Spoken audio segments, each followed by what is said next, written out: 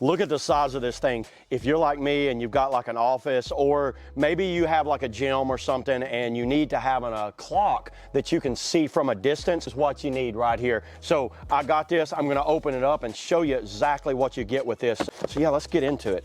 Right away, you open it up, you get a little mounting so you can figure out where to mount it. That's always handy when they include those, because I hate having to try to figure out the distance there. So a mounting thing, nicely packaged here, got a little package there. A set of instructions on top.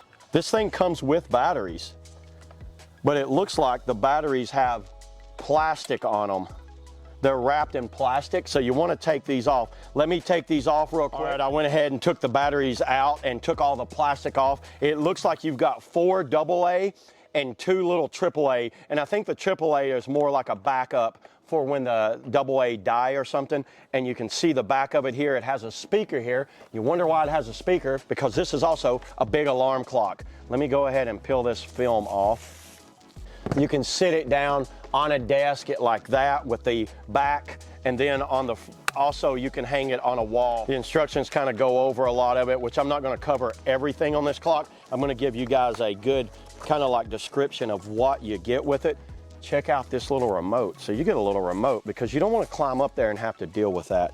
And does it? Yep, once again, they've got plastic on the batteries again.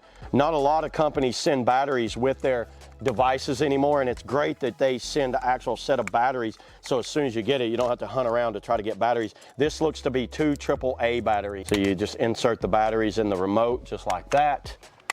Close it up, display. There you go, look at that. Display on and off, different time zones, so you can change the time zones. That's daylight savings time. You can set that, so that way it will recognize daylight saving time.